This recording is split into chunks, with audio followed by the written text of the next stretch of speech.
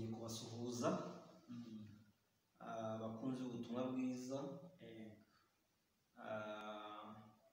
Twagarutse nanone kugira ngo tubabwire igihesha umuntu kwemerwa n'Imana bitavuye mu mirimo umuntu akora, ahubwo bivuye mu cyo Imana yakoreye abantu muri Kristo Yesu kugira ngo noneho yiyunge n'Imana. Ni Kagimbura Eric afatikanyije na Ndora yabo Fideli nk'uko mubimenyereye, tukaba nyine turababwiriza ubutumwa bwiza b'isezerano rishya. Impamvu ari rishya ni uko rihishura ubugingo buhoraho. Rero nk'ibisanzwe turakomeza kuganira, ariko tunashishikariza abakunzi bacu, abakunda kudukurikira, kugira ngo namwe mugire umusanzu wo kwamamaza ubutumwa bwiza, mumenyeshe inshuti zanyu cyangwa se abavandimwe, mubabwire ko hari channel ivugirwaho inkuru nziza ihesha umuntu kuruhuka mu mutima, akaba mu isi afite ibyiringiro by'ubugingo buhoraho. Imirimo ye ndetse n'amategeko, ibyo ategekwa n'idini n'ibyo yibwira mu mutima bitabigizemo uruhare. Rero mwaba mugize neza cyane mubashije nyine kurarika bagenzi banyu, kubera ko hakijijwe umuntu umwe nawe umuruhuye umutima, byaba byiza cyane, kubera ko ubutumwa bwiza impamvu ari bwiza ni uko buza buruhura umutima. Nk'ibisanzwe rero ibyo tuvuga bigirwa ukuri nyine n'ijambo ry'Imana. Turatangira dusoma ijambo ry'Imana kugira ngo nanone turusheho gukomeza kubafasha, ndetse namwe n'inyunganizi zanyu ni ngombwa nk'uko tujya tubibabwira, no kuduhamagara mukatubaza, ndetse no gushima Imana biremewe. Kutubwira ko mwaruhutse natwe bituma tugira umwete cyane, kubera ko burya natwe dukora video kubera ko tuba tuzi ko muzikurikira. Reka rero dusome imirongo mikeya mu rwandiko Pawulo yandikiye Abakorinto mu rwa 2 ibice 5, duhere ku murongo wa 17 muri Bibiliya yera, niyo turi busome yonyine. Haravuga mu bice 5 turahera ku murongo wa 17 tugeze kuri 21. Haravuga ngo umuntu wese iyo ari muri Kristo ababaye icyaremwe gishya, ibya kera biba bishize, dore byose bihindutse bishya. Ariko ibyo byose bituruka ku Mana yiyunze natwe muri Kristo, kandi iduha umurimo wo kuyunga n'abandi. Kuko muri Kristo arimo Imana yiyungiye n'abari mu isi, ntiyaba ikibabaraho ibicumuro byabo, kandi noneho yatubikije ijambo ry'umwuzuro. Nicyo gituma tuba intumwa mu kingo cya Kristo, ndetse bisa naho Imana ibingingira muri twe. Nuko rero turabahendahenda mu kingo cya Kristo kugira ngo mwiyunge n'Imana. Kuko utigeze kumenya icyaha, Imana yamuhinduye kuba icyaha ku bwacu, kugira ngo muri we duhinduke gukiranuka kw'Imana. Imana ishimwe cyane. Yego. Aha rero mwene data yari arimo asobanura uburyo ki iyo umuntu akijijwe, cyangwa se iyo umuntu ageze muri Kristo Yesu, ababaye icyaremwe gishya, ibya kera bikaba bishize, akaba abaye intungane, akaba abaye mushya ku Mana, atagifitanye isano n'uwo yari we ataramwizera. Tumenyereye ko rero abantu benshi bakunda kuvuga ko nabo bakijijwe, nabo ngo babaye ibyaremwe bishya kubera ko babatijwe, ariko mu by'ukuri imitima yabo ikaba ikibashinja ibyaha. Nabo ubwabo bakaba bakiri abanyabyaha, banabyihana cyane. Ariko mu by'ukuri uyu munsi turashaka kubabwira uburyo ki Imana yahamije umuntu ugeze muri Kristo uwo ari we, n'uko ababaye bitandukanye n'uko yari ameze. Batubwiye rero ngo muri Kristo Yesu honyine niho Imana yiyungiye n'abari mu isi, ngo ntiyaba ikibabaraho ibicumuro cyangwa se ibyaha byabo. Muri Kristo Yesu nimo Imana yafashe ubunyacyaha bwanjye n'ubwawe ibushyiramo, noneho Imana iduhanira muri we. Irangije kuduhana yibagirwa abanyabyaha kuko bari bavarukanye, nta kibazo kindi bari bafitanye. Ariko ibyo bintu ngo bituruka ku Mana yiyunze natwe muri Kristo Yesu. Kubera ko umuntu yari yaratandukanye n'Imana ku bw'icyaha cya Adamu, kubera ko umuntu yari yarabaye igicibwa mu maso y'Imana, muri Kristo Yesu niho hantu Imana yongeye kwiyungira n'umuntu. Mu mirimo yacu byari byaranze ubwiyunge bwari bwaranze, mu kubahiriza amategeko naho byari byaranze, mu gushaka kwigengesera no kwirinda ibyaha aho ngaho naho twashatse kuhiyungira n'Imana biranga. Ariko nawe urabizi ko byakwangiye rwose, kuko imyaka umaze uvuga ko uri umukristo warabatijwe, ntabwo wigeze uba umukiranutsi ku Mana ngo wenda Imana iba itakikubaraho ibyaha. Rwose nawe urabizi ko umaze igihe kinini cyane usenga, ariko n'ubu ngubu uracyari umunyabyaha. Ariko turagira gusa ngo tukubwire ko muri Kristo Yesu ariho hantu none Imana yashimye kwiyungira n'abari mu isi, kugira ngo abantu noneho babeho Imana itakibabaraho ibyaha byabo. Muri Kristo rero tuze kuhatandukanya n'ahandi hantu dushakira Imana.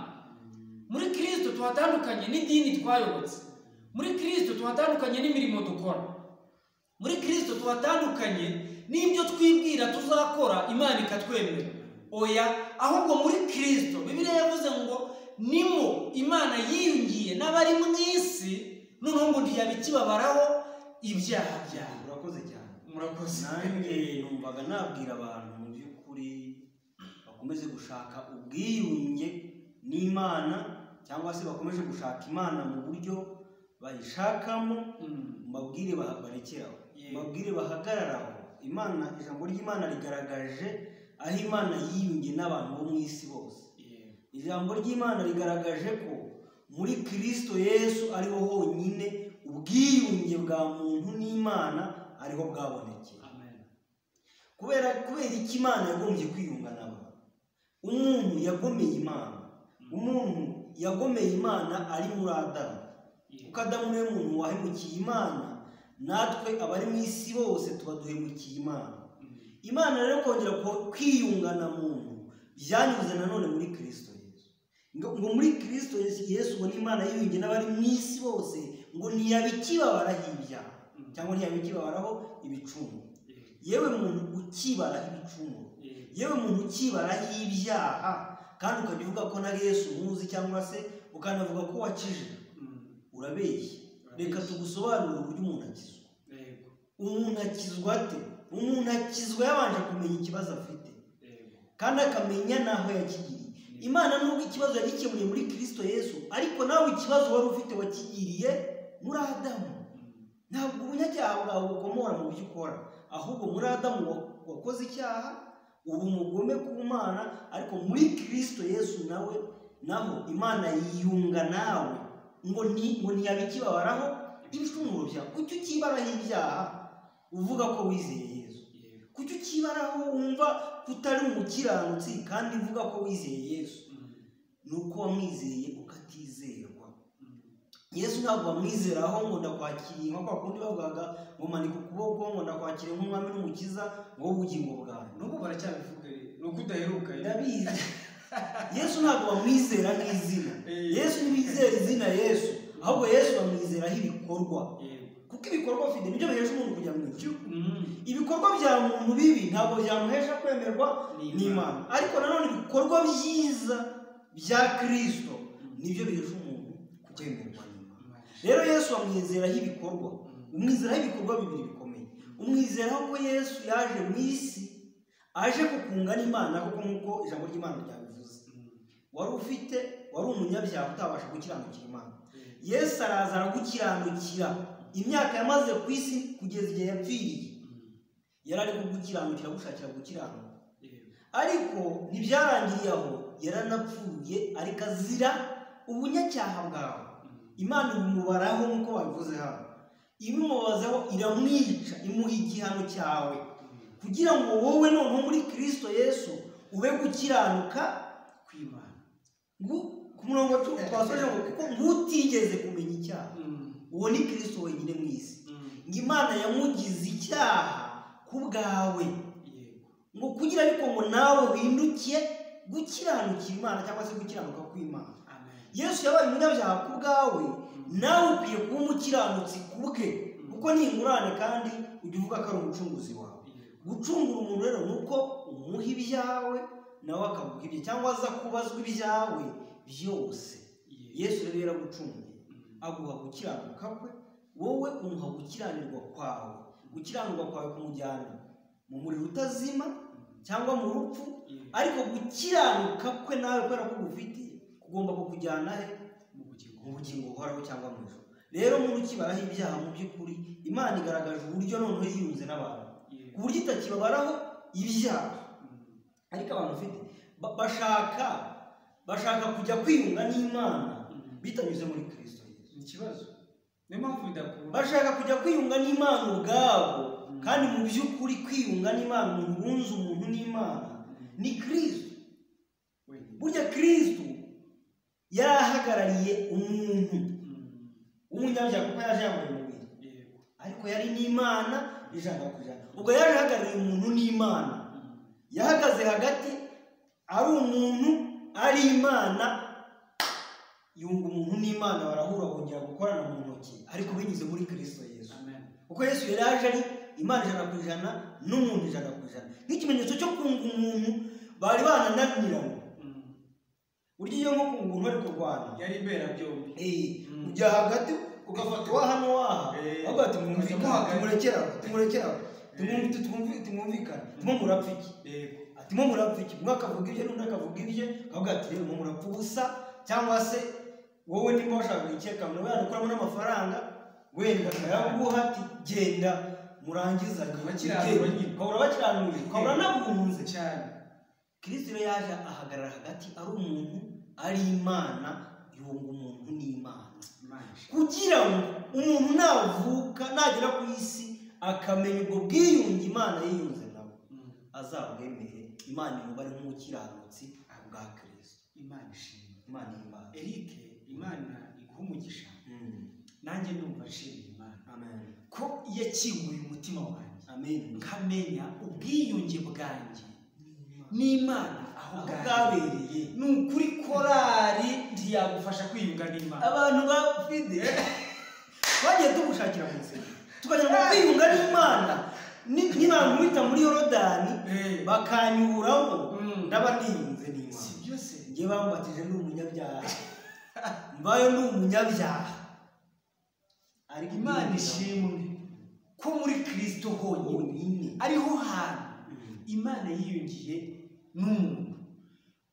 Wasobanuye uburyo ki Imana yaje yambaye umubiri, yego sibyo, ariko kandi zambaye n'umwana, umwuka wera yinjiye muri Mariya, Imana yinjiye mu muntu. Erega ni nayo mpamvu abahanuzi bari baravuze ngo azitwe Emmanuel, ngo bisobanure kumwe nawe, Imana hamwe natwe. None wowe uri umukristo udatuwemo n'Imana, ahubwo ujya kuyishaka. Ubwo se Emmanuel ari he nyine? Ushaka Imana ni icyaha gikomeye, ariko ni n'ikimenyetso cy'uko ubwo wayiyobewe, kuko ubundi Imana ntishaka, ubundi se wayishaka he? Ahubwo niyo yadushatse. Rero twababwiraga gusa ko muri Kristo ari mu Imana yiyungiye, n'abari mu isi niho yiyungiye nawe. Amasengesho yawe ni ukuri yatesha agaciro, ibyaha byawe kubivuga mu mazina ngo kwatura no kugira ngo ndeke, ibyo nabyo bitesha agaciro, kubera ko wabaye imbata y'icyaha bishingiye ku cyaha Adamu yakoze. Ni nayo mpamvu ujya ubyihana ntibishire, ukanabikora utabishaka. Ariko ntugire ngo wananiye Imana cyangwa ngo wirenganye ngo wenda hari wihana nabi, oya, ahubwo gusa no kuca inzira itariyo, inzira yo kubabarirwamo iri muri Kristo Yesu. Ntabwo ushobora gukira ibyaha cyangwa se ntabwo ushobora kwiyeza ngo ube intungane cyangwa se ube umukiranutsi mu by'ukuri biciye mu kubyishakamo. Oya, ahubwo emera iby'Imana yahamije, uhesha agaciro igikorwa Yesu Kristo yakoze, unamenye impamvu Kristo yaje yambaye umubiri. Yaje yambaye umubiri kugira ngo akwambare. Noneho azana none ari umwuka, kubera ko ari umwuka wera winjiye muri Mariya nk'Imana. Noneho rero umubiri we kugira ngo Kristo abe imbera byombi, yambaye umubiri ariko ari n'umwuka wera. Umubiri wari uhagarariye umuntu. Yego, umwuka wera ahagarariye Imana, kubera ko Imana ni umwuka. Kugira ngo bahurire mu kibuga, muri sare yitwa Yesu. Amen. Kugira ngo umuntu yongere agirane ubusabane n'Imana binyuze byasabye umwuka aza muri Yesu, ariko n'umubiri Yesu. Noneho baza guhurira aho ngaho kugira ngo noneho umuntu ajye yakongera kugirana ubusabane n'Imana. Binyibukije akantu, ibihugu bijya bigirana nk'ibibazo cyangwa se imiryango igiye itandukanye, bakaza nko kugirana ubwiyunge cyangwa se imishyikirano. Ugasanga wenda bahisemo ahantu, wenda nahitamo Arusha hagiye habera imishyikirano cyane y'u Rwanda, iya Burundi, ari abantu bahanganye. Ibyo ni ibintu tuzi, ariko ayo masezerano burya ntabwo bayitanga amasezerano runaka yagiranye n'undi, ahubwo baravuga ngo amasezerano ya Arusha. Yego, cyangwa amasezerano ya Rwanda. Muri Angola hari amasezerano Kongo igereranya n'u Rwanda, ariko bayitirira ahantu kubera ko yabereye muri iyo sare. Yego, yabereye muri iyo sare nk'ikimenyetso cy'uko no kuyubahiriza. Bari batari ko ya masezerano ya Arusha kuki mbona umutayubahiriza bimeze bibi. Nukuri n'abantu n'amasezerano yo muri Yesu barayishe, abantu barayishe. Yabereye muri Yesu.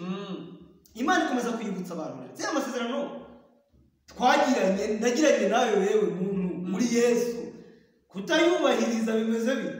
Kutari uwera kandi nzi ko twarasinyanye ko nje ku kwezi turi muri Yesu, ko twasinyanye ko nkugize uwera, kubona utabyemera cyangwa utabigendera. Reka mbabwire bantu mudukurikiye, ni ukuri gukira ibyaha binyuze mu muntu bishoboka. Gukira ibyaha bishoboka gusa umuntu binyuze muri Kristo.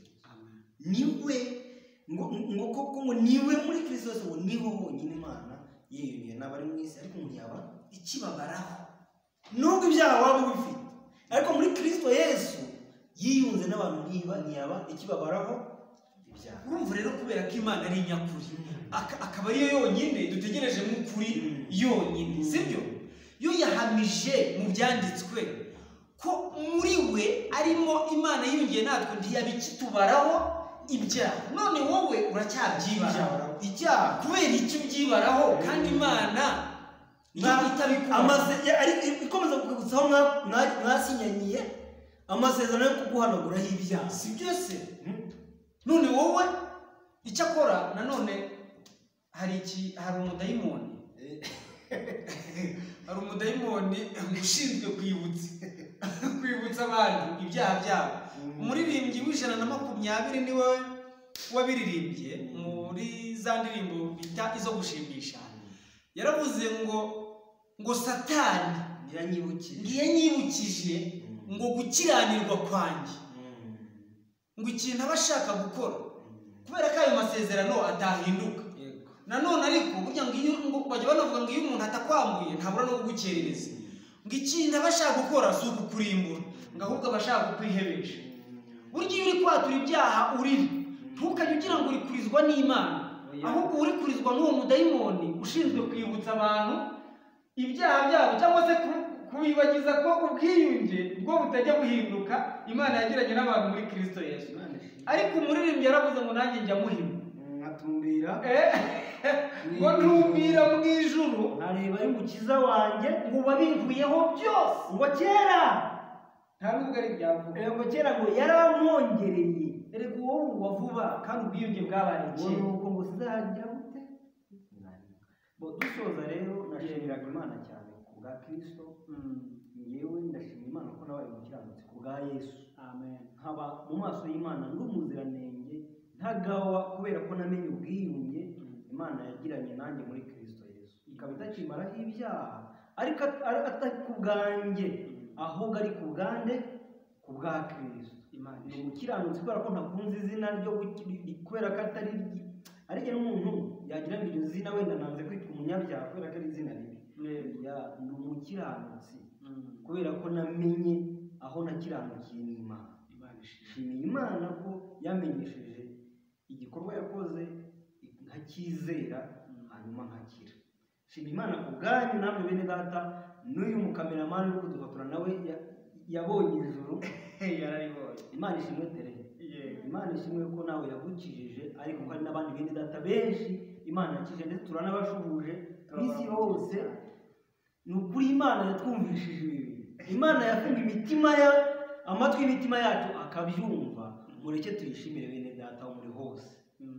Rero ni nacyo dusabira abantu bose soza reka mvuge ngo mujye iyi video muyihererekanya mukora share kugira ngo abantu benshi bamenye ubutumwa bwiza. Ariko mujye munakanda hano muri subscribe kugira ngo iyi video igereho muhite muyibona. Tubashimiye Imana. Abazayumva n'abazakomeza kuyumva muzaduhamagara. Nimero yanjye ni 078393922268. Murakoze. Eric, hari igihe tuvuge ngo abantu bakore subscribe cyangwa dukangurira abantu kugira ngo basharinge aya video bakagira ngo ntabwo dushaka views.